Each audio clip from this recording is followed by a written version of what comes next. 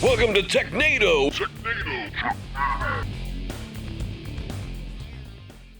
Welcome back to another episode of Technado. I'm your host, Sophie Goodwin, joined as always by Don Pizzette. How's your day going, Don? It is going great. Another exciting week of tech news ahead of us. We kind of a little hangover from episode 300 last week. We don't have all the crazy decorations and all that. That was a lot of fun. But yes, it looked like the party store threw up in here. It really did, didn't it? Yep. But Thank you, Daniel. Yeah, you're welcome. The tech news never stops, so we're back again.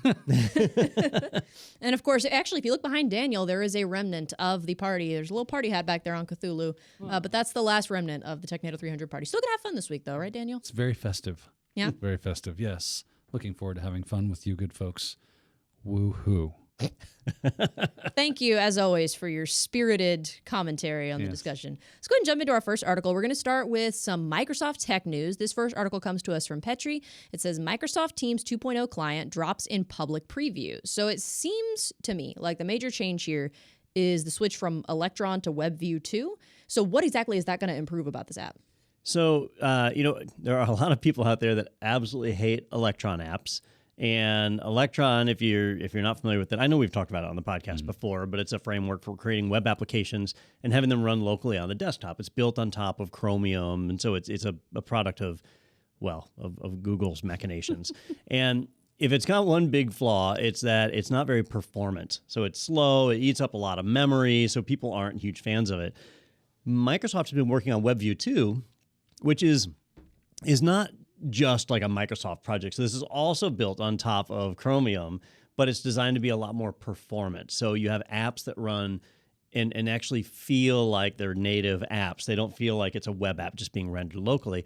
So the big deal is going to be performance. So if you've used Microsoft Teams, you might know that it's not the fastest to launch. As you move between teams and chats and so on, it can be a little bit on the slow side. The new one should fix that. And it brings along with it a number of other improvements, too, that are supposed to be a leap ahead. Microsoft's really, really putting the effort behind Teams. They see that as being their new in. It used to be the Outlook was their entry point to businesses. Businesses wanted Microsoft because of Outlook and Excel and Word, the Office suite. Well, Teams is quickly becoming one of those core applications that businesses want, and it's how they're staving off competition from people like Slack and other vendors. Well, I'll have to say that my experience with Microsoft Teams thus far, as the French would put it, sucks. Yeah. And you've seen this, right? You've seen this firsthand. Don's like, hey, I sent you that in Teams. I'm like, yeah, Teams doesn't say I have anything from anyone. And then we kind of move it around a little bit, and he goes, oh, you want something from me?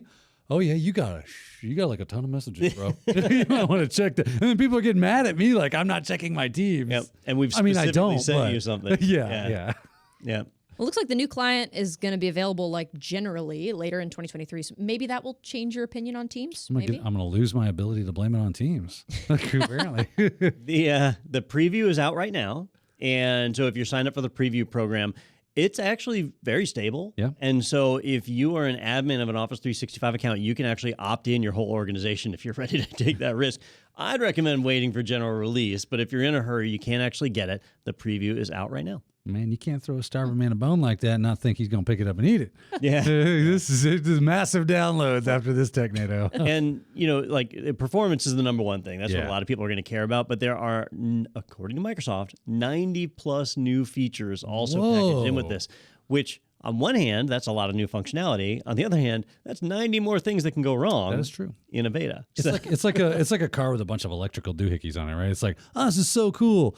What do you mean it's $1,000 to fix that? It just turns that light on. Yeah, but to make that light come on, that is not easy, and it's not easy to fix. So get out your wallet. Yep. When I saw that there's an article we were going to talk about with that had to do with Teams, I was so curious as to what Daniel's input was going to be, because I've also seen you like across the desk. I'll be like, hey, did you get that thing I sent you? And you're like, was it in Teams? Because if so, then no, I did not get it. There is no guarantee that anything came through Teams for me. Your results may vary. 60% of the time, it works every time. Well, hopefully you see an improvement there a little bit later this year. I'm skimming over some of the new features just to see if anything's truly relevant. There's no emojis. The find feature right now does a find across all of your communications, but now you can limit find to a particular chat or a particular channel. That's a useful thing. So that wasn't there before? Nope. That's dumb. Not there. Auto suggest is coming in. They're supposed to be baking in some of the Chat GPT stuff that Microsoft has been leveraging, so you'll have some of that. OpenAI. Threaded replies. That's actually a nice thing to have when you have a complex conversation going on. Yeah. But perhaps the most important addition, a new high five animation. Critical. Absolutely business crit right there. Like, if it goes down, someone's getting a phone call. I tried to put this high five emoji in my Teams message, and it's just not animating correctly, Don. How will they know I'm a team player without my high five animation? That's right. That's what's going to improve your team's experience. I guarantee it. Once that change comes about. Well, sticking in that vein of Microsoft trying to improve things, we have another article from Ars Technica that says Microsoft wants changing default apps in Windows to be less of a mess. So again, I mean, this is like kind of a convenience thing, right? Just saves you some time when you're trying to change your default browser, it sounds like. This one is a demonstration in public relations and marketing manipulation. Like Microsoft is coming to you and they're saying, look, it's hard to change the default app. If you want to switch from Adobe Acrobat Reader opening PDFs to using Chrome to open your PDFs or Foxit or something like that, it's hard to change the default app. So we're going to come in and we're going to make it easier. Now, what they're glossing over is the fact that in Windows 7, it was really easy to change the default app. And then they made it hard in Windows 8, Windows 10, and now Windows 11. And it's a freaking nightmare to Correct change. me if I'm wrong. They don't like it when you change the default They don't, app. because they want you to use Edge for everything. Why are they so... like, Who knows? I've already bought the product, man. My theory Oh, hold here- on. Is it like gathering data about me in some way, shape, or form? I'm certain that's a big part I'm of going it. to go with that's probably what's up. My suspicion here is either Google's they're already got all feeling- my data. they're probably feeling regulatory heat, or some manager somewhere got terminated and a new one came in and just said, well, this is ridiculous. Let's fix this problem. So don't let Microsoft be the hero. Don't believe the headline of, hey, they're going to make things better. It should really be Microsoft fixes their screw up and admits that they made a mistake and they're saying that they're sorry. So mark it in your calendar because that doesn't happen often. Microsoft never says they're sorry. Nah. I wonder if that's true. Yeah, I should wonder, look that I wonder up. how They ever often said they've sorry? apologized. I've noticed, and this I'll get you guys' opinion on this, that companies, people, I see this in Kickstarters and stuff, they do not like to use the word sorry. Right? You see some CEO that laid off 25% of the staff and like, I'm fully responsible for this. It's my fault. And, I promise to do better. But he never uses the word sorry. It's like that word is a taboo or something. Yeah. They just don't Like like a to curse. apologize. Yeah, it's weird. If we say we're sorry, then we're admitting guilt. Like we really did something wrong. Yeah, well, I I mean, feel like the fallout here is a pretty good indication that something didn't go right. I don't think you have to have an MBA to understand. Well, hang on. Daniel Tiger taught us saying I'm sorry is the first step. That's true. Then how can I help? I know all the Daniel Tiger songs. Because So, we have children. that's right. So Sophia's over there going, I'm not what there is yet. happening? I'm not quite there yet. You've missed that one. We thought you'd know it just because you were that young. Sure. Yeah. So in this case, Microsoft totally screwed this one up, made it really hard, and now they're fixing it. So what are you going to see? What's the real difference? Right now, if I want to change my PDF reader, I've got to go into the control panel, which isn't even the control panel anymore, right? Yeah. I've got to go into the settings and the touch interface and all that and hunt my way through to where the default applications are set and then change it from there. It used to be that you'd install a new program like Adobe and it would say, hey, would you like Adobe to be the default? And you just click yes. And it's not like that now. Yeah. Now it says, oh, you want to change it to be the default? Here's the instructions for you to follow. You used to be able to do the right click open with, and then you would say, make this the default program. You still do that? Yeah, So so that's not too difficult. you can do that I know you can do that in Windows 11. You couldn't do that originally in Windows 10, and they had to add that back in. Gotcha. And yeah, I mean, it has been, They really don't want you doing this. they don't. Yeah. And it's going to get them in regulatory trouble with the browsers especially. Good. Stop it. Yeah. I don't want you not wanting me to do that. Yeah. So, good times there. But we're seeing those changes start to roll out, and they're making it where they can do deep linking, where if an application wants to change the default and you say yes, it can send you right to the screen where you're able to Nice. pick and change it. Well, it's about dang time. It really is. Yeah. When you said you were curious if Microsoft had ever had to apologize for anything, like publicly, I just got curious. So I Googled Microsoft public apology. And the most recent thing was in 2021. It had to do with a worldwide Azure outage, or outage that impacted Azure cloud services. But before that, the most recent thing I could find was there was a string of things that happened in 2016 where they had like a chatbot they tried to implement. We knew that went a little awry. There was, I guess, an Xbox party that featured go-go dancers. They had to apologize for that. And then this one I thought was funny. Microsoft invites Bay interns to get lit on lots of drink, then apologizes again. And is it some sort of like narcissistic apology where they're not really saying they're sorry, but it's like, obviously this is bad? They apologized within hours of the end because it was invites to their interns to come to like a company party with beer pong and hella noms, which I mean, I don't know what that is. Noms is like food. Food. Yeah. I hate that I know that, but anyway. So, so the company had to. They were like, the email was poorly worded and not in keeping with our values as a company. And so anyway, they promised an investigation into what happened. I'm like, you sent the email. What do you mean? Yeah. So did we send this? We absolutely did. Can you believe that? I mean, I should really start, checking my stuff before I send it. Now, even. And I just pulled up the one on the go-go dancers because it was even more embarrassing for them because they were hiring female go-go dancers the same day as they were also promoting a women in games event. And so, like talking about a mixed signal. So that sounds like grifting to me, Don. But so Phil Spencer, their head of Xbox, came out and said it was unequivocally wrong, right? So admitted that I'll it was take wrong. that. But again, not sorry, though. Not sorry. So there's something about that. I mean, this word. was wrong. Whoever the hell did this. Just the generic. Those people should apologize. And I guess, I apologize. That counts. Yeah, that's an right. I'm sorry. But it just seems weird. Yeah. Companies don't like to apologize. Yeah. Maybe that's because it would be an admission of guilt and their attorneys tell them not to do it. Maybe we should start making them like that. It has to be forced, compelled speech. If we have you doing the wrong thing, sealed away, it is a conclusion objectively. You did the wrong thing. You must say the words. I'm Bill Gates and I'm sorry. Are we allowed to do forced speech in America, in the U.S.? I mean, you have freedom of speech. You can say whatever you want. Right. You have freedom. You have the of right speech. to remain silent. Right, but compelled speach. Can we do compelled speech? Yeah, I don't think so. We should look into that. Yeah, I don't think so. I'm being facetious, by the way, about compelled speech because I'm not that shit. Had your bets there a little bit. No, I'm not. That's legit. I am making a joke. Yeah. Because I would like to see what would happen if we tried to compel Daniel. Yeah. You better bring a lunch. Yeah, you got to have your work cut out. That was a fun foray into Microsoft's wrongdoings. I was not paying attention to what they were doing in 2016, so it's just interesting now to go back and read. Yeah, because you were 12. Because excuse you, not quite.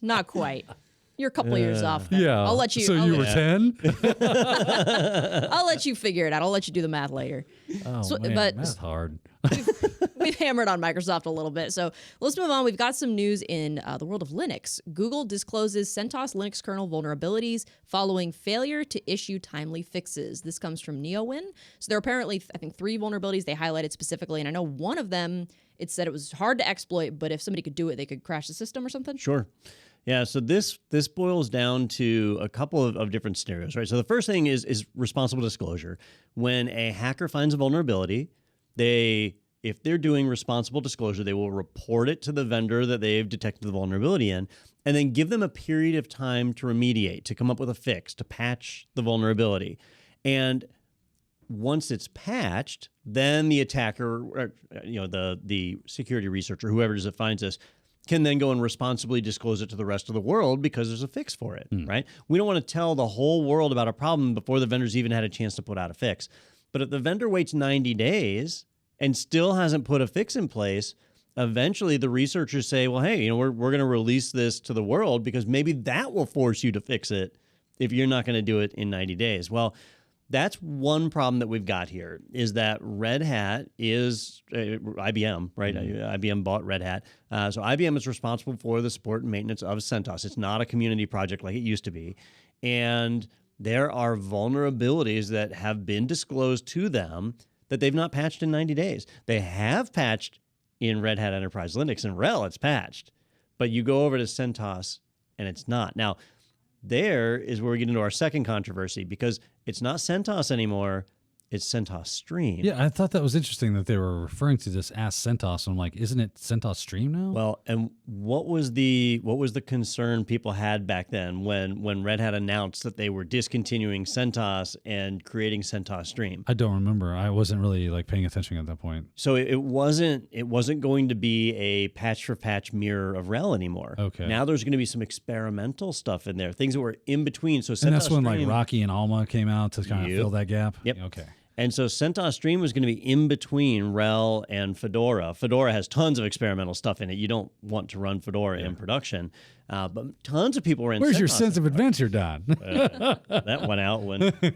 With Nixon's. It depends on whether you care about your paycheck or not. Okay. Fine. Yeah. When you have a family to support, you tend to take less IT risks. It does. Yeah. Make you be a little more safer. Or, how many 2 a.m. Sunday morning patching a server do you go through before you learn your lesson? Like, I'll stick with what should be in production. Yeah. Fool me once, shame on you. Fool me 14 times. So at the time when CentOS Stream was announced, there were some people who said, this isn't a big deal, whatever. I'll switch over to CentOS Stream. I did a video on how easy it was to move from CentOS to CentOS Stream because it was easy. And, some people just did that and that was it. But other people drew a line in the sand and said, forget that. We don't trust Red Hat. We're gonna roll our own. That's where Alma and Rocky came in, which are on parity with RHEL.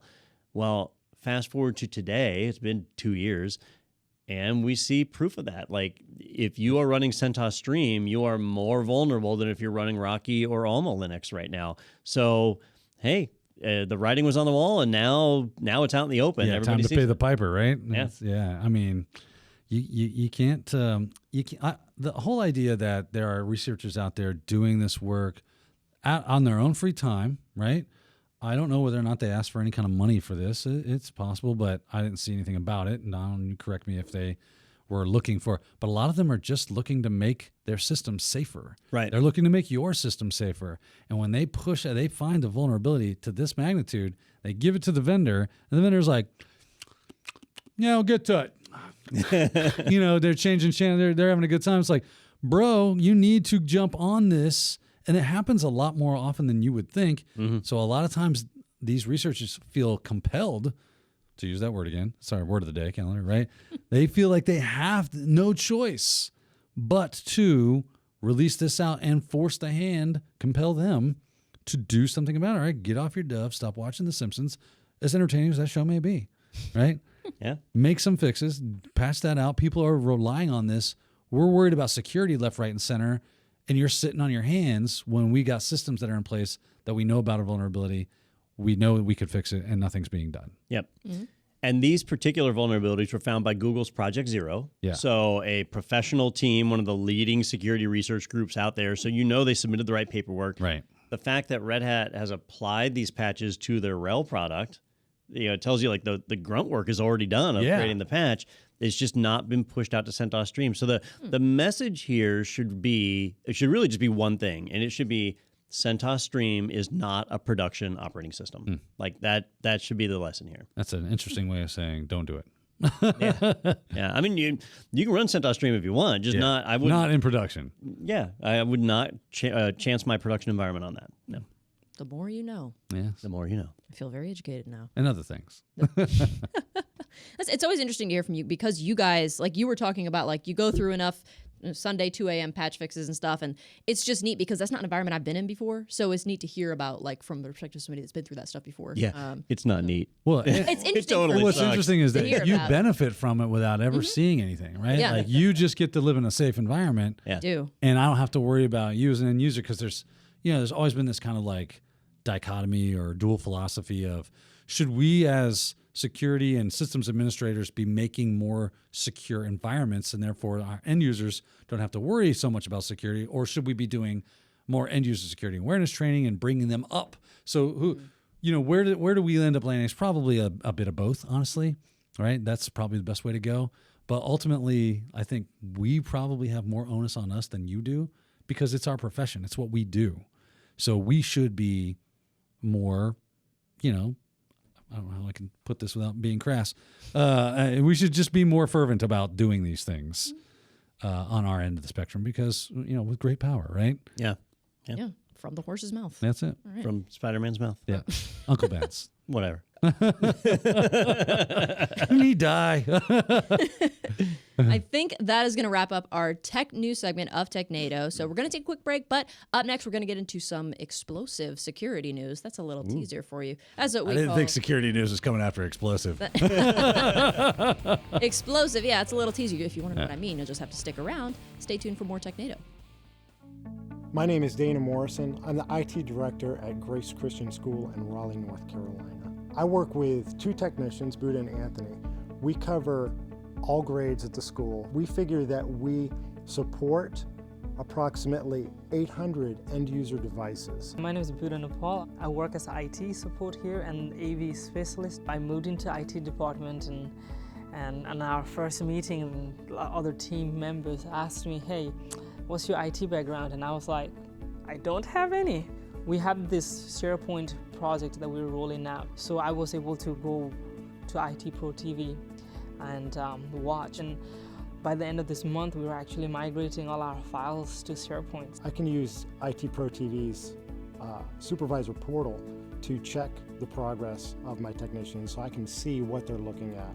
So when we were doing SharePoint training, I can go in and I can see that Buddha is hitting on that content. I really want to see hands-on how they do things, and if there was an IT Pro TV, I don't know how I would have done that. IT Pro TV has given us the ability to level up our technicians to a point where they can decide this is important for me to learn and go out and learn it. At home, I have Apple TV, and there is an app there, and so I actually watch on Apple TV. I watch it in my iPad too. Saturday mornings, I still get up early. 6:30, I go grab a cup of coffee. I sit down on the couch, and I typically watch 2 or 3 episodes as I just kind of increase my own learning skill set. I would recommend IT Pro TV to any IT team that is looking to extend their knowledge.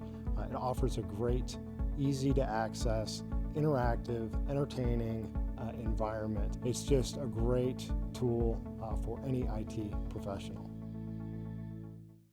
We are back with more Technado. We're going to go ahead and switch gears from our tech news segment into that explosive security news that I mentioned. It's time for our first segment, Tinfoil Hat. The moon landing was fake. Paul McCartney's been dead since 1966. Dogs can't see color. 5G causes syphilis. Do you understand that?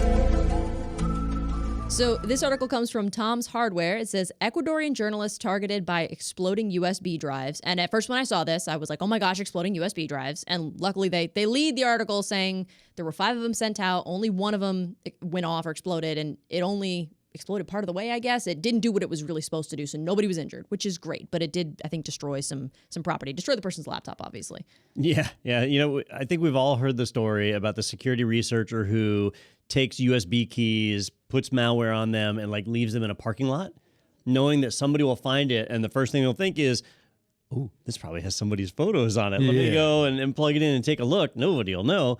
And the moment they plug it into the computer gets infected with malware. The Hack5 guys make a device. What's it? Rubber Ducky? Yeah. So you can put a malware payload on there. We've heard of that. What we haven't heard of, or at least I haven't, is an explosive payload. And in this case, they straight up legit put C4 plastic explosives inside of a USB key. And when you plug a USB key in, one of the first things that happens is your computer provides at least 5 volts of electricity into it, and it was set up to detonate. Now, apparently it had 2 different sections of explosive and only half of it exploded, but I'm just going to go out on a limb here and assume any amount of C4 exploding in front of you is probably not a good amount.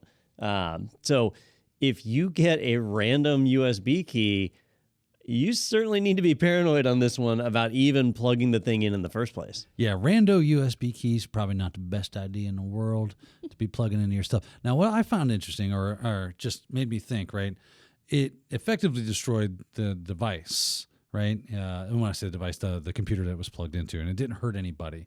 Maybe that was partly their idea, was you have stuff on your computer and I'm going to destroy it. Yeah, you'd probably use a wiper and be a whole lot easier to do it than blowing stuff up. But, maybe going for a 2-for-1 shot there with "I got you and your computer. I'll get you, my pretty, and your laptop too." Have you ever heard of? I'm googling really fast here. USB kill. Here it is. The USB killers. Yeah. So it's a USB key, and it basically has a big capacitor inside of it. I say big, but you don't plug them in unless you want it to go fry. And the idea is that when somebody plugs it into their computer, it immediately sends that charge in, and it fries the computer. And these things work; they're real. And according to my seconds of Google Kung Fu here, I'm trying to find a price on it. I know. It's like, did you not want me to know how much the dang thing costs? I don't think they're expensive. What would be the practical use for that if you're not aiming to do it for a negative reason or a malicious intent? So if I was a hacker and all of a sudden the Secret Service is busting down my door, I'd slap that into my laptop. Right. I understand why you would do it from that perspective. But if you're able to just buy these things online, is there a reason you would buy it that's not negative or malicious, or I've been doing bad things and I need to destroy evidence? That's a great question. Because then I would think that why would it be okay? I mean, I guess it's a country, you can do what you want, but... So it's $67 for the basic, $89 for the pro. So for less than $100, you have a weaponized USB key. Yeah. And as far as a positive use for it, I mean, I guess it's a great prank. Yeah, my MacBook Pro just crapped the bed because I stuck this USB key in it. The website is actually covered. So this is, if you want to learn more about it, usbkill.com. It goes on to say that unstoppable modes, the ultimate pen testing device. Now, I don't understand exactly. Last time I checked with pen testers, their guiding principle was do no harm. I mean, is a handgun the ultimate pen testing device? Yes. Yeah. This door is weak because I was able to bash it in with my personal battering ram. That's right. I drove a car through the front and... you guys got to do something about that. I guess, I mean, if you're trying to develop some kind of surge-resistant port, this device would help you test it. Listen, I rented an airplane and dropped a brick of C4 from it. Why were you prepared? Any time a drone could fly over, just... It does say law enforcement might use it. I guess that didn't occur to me as a reason. But how would law enforcement use it? Used by penetration testers, hardware manufacturers. Now, all right, I can understand hardware manufacturers again if they're trying to develop something resistant. Law enforcement. How would law enforcement use a device that destroys a computer? Great question. I mean, this is I'm trying to think of anything because it's obviously outside of any one of our realms. Yeah. Maybe if the computer, they found they came across a computer and it was doing something malicious and they needed it to stop right now. They plug that sucker in, fry, and they call it a day. Yeah, I'm grasping here, but... I'm thinking maybe hackbacks, right? So it's a hell of a hackback. You get the Nigerian prince email, you start going down that rabbit hole. I have all my Bitcoin on this USB key. Yeah, I'll send you the USB key. Just plug it in, maybe? Yeah. There's a file on it called password. Huh. Click that. There we go. You can get the advanced one that was a little bit pricier, just still under $100, but has a remote trigger, so they can plug it in and it doesn't activate. Nice. And you can remotely trigger it from 100 meters away. Good night. Timed attack, magnetic. I just trigger. see this thing being like a big troll, right? Yeah. Don, your laptop's fried. I guess I've got an old laptop sitting in my closet, and You think it's worth the money? I don't know. It could be entertaining. I don't know. Next week on Technado. But let's fry a laptop. But going back to the explosive USB key, though, right? Yeah. I mean, you plug it in and it explodes. That's some serious stuff. That's some car serious bomb stuff. I wonder how much they developed on this. How long before they were like, okay, we've got it, or did they just slap this thing together with some duct tape and tie wire and cross their fingers as they stuck it in the mailbox? How do you test that? You'd have to have one hell of an extension cable. Right? Get it far away. How do you shove that into the USB port? You got a blast shield. You're wearing a bunch of oven mitts and some baseball gear. It does say it's being treated as, I think, domestic terrorism by the Ecuadorian government. That's an interesting pivot. Well, you start blowing stuff up, especially journalists. No, absolutely, Right. yeah, 100%. I You totally have crossed the line. Yeah, you've crossed the line. Yeah, certainly. Yep. It does say that because I was curious why the other devices didn't explode? Like, did they just not get plugged in, or did they get plugged in and they just failed? So it looks like it was maybe the voltage wasn't high enough. Yeah, I think they said it failed, right? Yeah. Okay. So if you don't give it enough voltage, then it, But if it had detonated all the way, the you one just that tickled did it. partially. Yeah. The one that did partially detonate, I wonder if it had been fully successful, if that guy would have been like injured or killed. Like, how powerful would it have been? Oh, good question. Well, I mean, a guy did plug it in, exploded, and he survived. All right, Don, spy some Right. RDX. But if it was, if it was double, who knows? Who knows what could happen? Because it says it was only half the explosive charge that ignited. So it was. How many almost M80s like- do we need from Joker Joe's to simulate this? At a minimum, it certainly sends a message. Yeah. Yeah, no You doubt. get a USB key in the mail. This is like out of like a movie or something, right? Like a comic book. Yeah. Oh, we got Tony over here thinks he's going to inform on us, does he? Does the mafia Yeah. use exploding USB drives? Yeah, so the mafia is huge into cybercrime. Oh, yeah, absolutely. Yeah, they're big into cybercrime. So, yes. Interesting to see if they get I would into that think yes. specific. Exploding USBs, really? Well, it'd be interesting to see. Does Well, this now that count we've as cracked the seal cybercrime? on it. Well, it was cyber-based and it was a crime. I mean, sure, it's a USB key, right? But Yeah. at the end of the day, it was probably like, because they said they were, the journalist focuses on crime and corruption, right? So in my head, that goes to, there are cyber criminals out there that they are focusing and they're going, oh, well, let me revolts of use my others. skills to tell you to stop. okay. That's where my head went with this. All right. Seems a little on the low tech side, but that shouldn't disqualify it, I suppose. Yeah. Maybe they're just a kid of the 80s. And said, I'll blow him up. Well, son of a bitch. I'll tell you where my mind went. And this will probably get me in trouble somewhere, but 'cause I was like, all right, this is a USB key, count on somebody, but what are other things that you could do to get somebody to trigger to provide an electric charge? And the one that popped into my mind was microwave popcorn. You give him a microwave popcorn bag of C4. Yeah, and somebody puts it in the microwave, a little pop secret. You are right? dead at that point. Yeah, there's a secret in Pop Secret, all right. And you're taking it to your grave. Yeah. See, it's just one-liners just waiting to happen. Right? This was a child of the 80s that was getting retribution. I know because I'm that guy. Very, very possible. Yeah. All right. So stay safe out there. Don't trust random USB keys. No, Yeah. no. Was advice we would have said last year before they exploded. Hand them to Yeah. your neighbor and be like, hey, plug this in. If you needed any more motivation to not plug strange devices into your computer, Remember how it might blow up. Remember how I So was talking about telling jokes? That was a joke, by the way. Please do not kill your neighbor. Yes. we need to put like a little asterisk at the end of the I episode. feel weird that I have to tell people that, but dude, whatever. This is the world we're in, I guess. It Just is. kidding. We've had this conversation before, I feel like, Yes. on this show. So pivoting from explosive USB keys, let's go ahead and move on to our next segment. I want to make sure I pronounce this right. Don't! Not bad. Thank you. I don't know if y'all heard that. Daniel said not bad, so I'm gonna take that compliment. And it's recorded. It's gonna be it's recorded. That's right. You can never deny it. Lives in history. That's right. The internet never forgets, does it? The internet never forgets. So this next article comes from the Register. It says GitHub publishes RSA SSH host keys by mistake, issues update. So it was an employee that published the private RSA keys. It wasn't hacker activity. It was just human error, right? Hey, look, we all make mistakes. Everybody's done something. You drive to work, you park your car, you turn the motor off, and you realize you left your laptop at home. We call that a Don. Really donned that one up. Your hard drive fails, and you realize you haven't done a backup in a month. And more than once here on Technado, we've reported where somebody accidentally uploads an API key into their public GitHub repo. It happens a lot.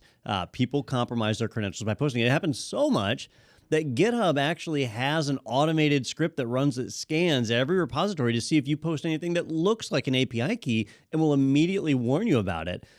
The irony here, I'm going to do a Alanis Morissette because I don't know if this is actually ironic or not. But the irony here is that this time GitHub caught their own mistake. One of their own people accidentally uploaded the RSA SSH host key that they use for connecting to their systems, published the key in a public GitHub repo. And it was only there for a brief period of time. They detected it themselves, and as a result, they had to rotate the key. Now, GitHub is used by a lot of people. Never heard of it. And many people woke up the next morning, went to connect, and immediately got a message saying, hey, this SSH key doesn't match. something might be wrong. So a lot of people got into a panic, but in this case, it was apparently an honest mistake by someone inside of GitHub. Oh, you got to love those good old-fashioned, I call them Billies, right? Billy. You do. Oh, Billy, he's that guy that's just, his sister's, probably or his mom is probably the sister of one of the CEOs. And it's just, I'm son needs a job. And you're stuck with him. Yeah. But he does love to make a good mistake.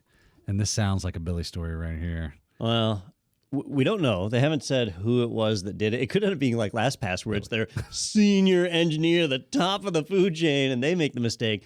What it worries me about is we do a lot of end user security awareness training, and we try and teach people to be secure and don't share your credentials. And I specifically instruct the engineers of don't post API keys and credentials in a place where it can make it into a public GitHub repo. You say don't do that? Don't do that. Right.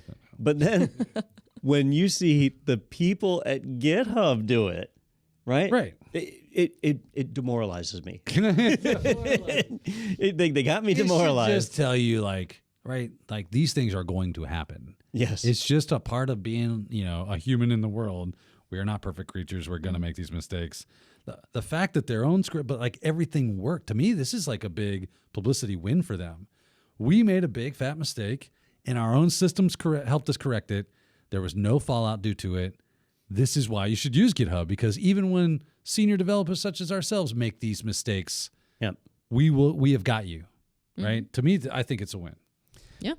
Yeah, I mean, if they hadn't detected it, right? If an attacker that would have been a found problem. That would be a problem. Yep, and we do have to have a little bit of trust here, right? Because they're saying, "Oh, we evaluated our logs and nobody accessed the key during that time." Well, what that means is we don't have any proof that anybody accessed the key. I find that hard to believe that they would have a public repo that's not being cloned and replicated by people like crazy. It seems like that would happen. I wonder what the time frame was. I don't remember the exact time. It was a very short period of time, though. It was very, very small. And they rotated their keys right away to get that out to people and make it where it was a non-issue. So they did the right things, but it does just worry me. Like when you see companies like GitHub and LastPass and so on making these mistakes, how are we, the little guys? There's no hope. Sometimes it feels like there's no hope. Yeah, this is going to be the most depressing episode ever. Please do not kill your neighbor and don't give up hope on cybersecurity. Yeah. That'll be our new shirt. As tasty as they may be. Ironically, not ironically, but oddly enough, I don't think that's the first time you've said that on this show. No. I think that is not the first time that's come We're up. using jokes, damn it. And if there's one thing I've learned from Alanis Morissette, it's that you can use the term ironic however you want. Yeah. It can mean you don't anything. actually have to be ironic. Yeah. Ironically, I had lasagna for dinner last night. The irony play is going to show was up really and bang good. on the door in a second. Oh, goodness, that's funny. So before we move on from this article, I have just a kind of a curiosity question. So it said they issued an update. They're having to kind of pivot a little bit. Does this is this a change for are GitHub users going to have to do anything? Are they going to have to take action? So this really just affects users that connected via SSH to GitHub to be able to work with their repositories. If you did that, GitHub's published a new key. So the next time you connect, your client, if it's any client worth its salt, is going to refuse to connect because the key doesn't match, right? So you'll have to accept the new key. Now, be careful with that because most clients will have where you can just type yes and accept the new key. But how do you know you've really connected to GitHub at that point, right? So you need to get the fingerprint from GitHub's website and compare that to what your SSH client is showing you and make sure they match before you accept that new key.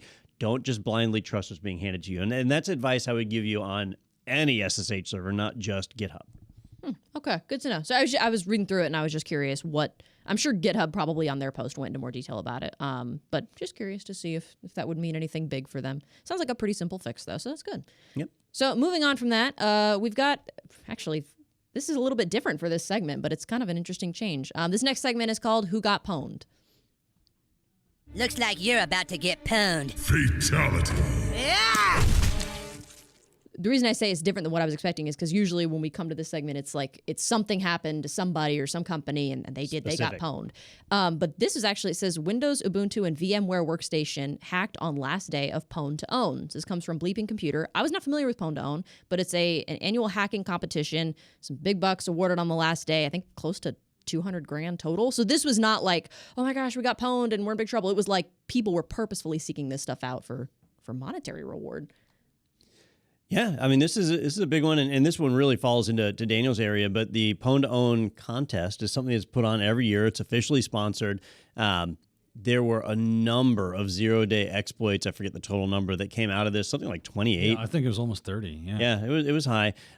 They paid out over $1 million in payouts, but the leading team actually drew in quite a prize, and they were able to find vulnerabilities in a ton of things. So it's a neat contest they put on every year because you hear about these products that you think are really secure, that are doing a lot of effort.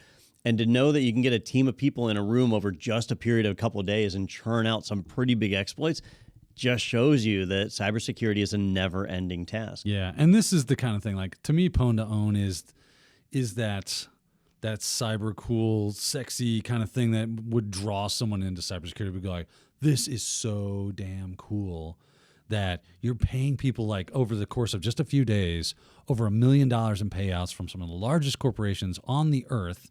Like, one of them even won a Tesla, right? It's just cool to see all these brilliant minds in one spot coming to show off their, skills and capabilities to go after the big dogs who spend hundreds of millions of dollars on security and programming and testing to make sure that their stuff is safe.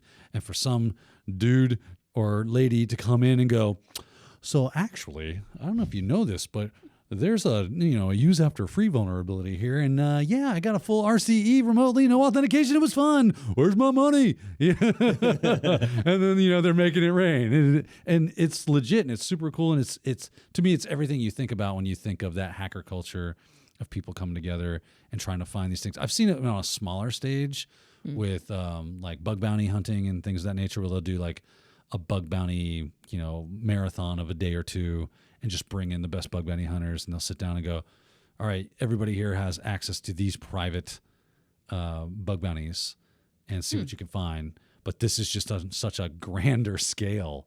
Yeah. And for them to find, what was it, Microsoft, we had Ubuntu, we got VMware, with Tesla, obviously, they had like 3 hacks for the car on one person. Yeah. Right? Like these are all 0 days. If this stuff hit the wild, it would be a field day. We would be running around with decapitated poultry syndrome all day long, just going, what do we do? What do we do? How do we stop this? But because they put on these programs, they don't feel compelled to go out and sell those, because there's a large market for people selling 0 days on the black market. Yeah. So instead of selling it to the black market, you go get some street cred, you get a nice payday, maybe get a car. It's cool.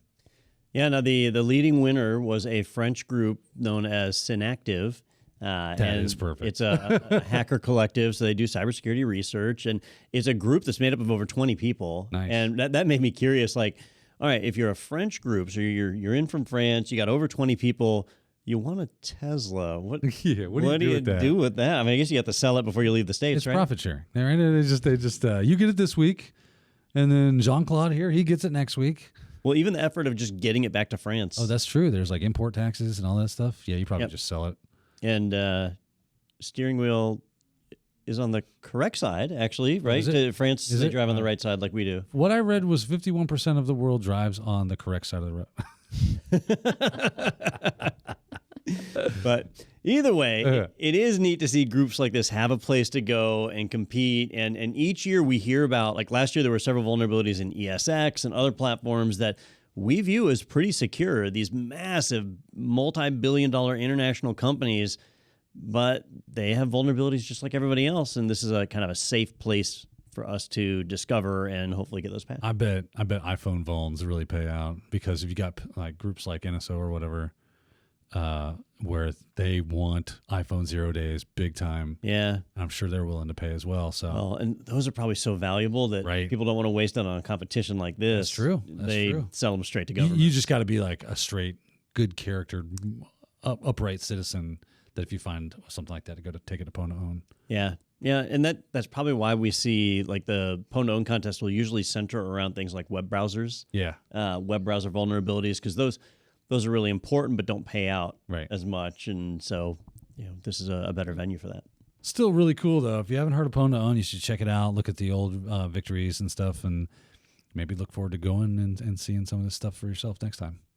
Yeah, I had no idea things like this even existed. So that, I mean, it is really cool. And what a motivator to like go and find these 0 days and not do something evil with them, like you said. So it's pretty cool. I think the number I was looking at was just on the last day. So that 185,000, close to 200 grand was just the third day. So yeah, I guess it was like $1,035,000 or something that was given out in total, which is, and a car. Which is interesting to me because if Tesla was one of the companies that they were like trying to find 0 day exploits for, it's like, you found exploits with our company. Here's one of our cars. Yeah. So I don't know. It just is interesting. Like, you would think they probably already had one because right? You don't exploit 0 days on just out. I'm pretty sure it would do this. Oh, let's try it. I'm just thinking if the car is affected by but I guess if it's a 0 day and it's not like out in the wild yet, then the car's not impacted. Yeah. That's really cool, though. I wonder if there's other stuff like that out there on maybe a smaller scale. But that's clearly a pretty big deal. So, do you see a Pwn2Own conference in your future, Daniel? No, I mean, I'd like to go. I am never going. I don't have the. You just got to watch. Yeah, like the people that do exploit research are super smart, super duper smart. Do they allow people to observe Pwn2Own? I don't know. think they do. I don't know. I've seen a lot of it was like video submissions. Yeah.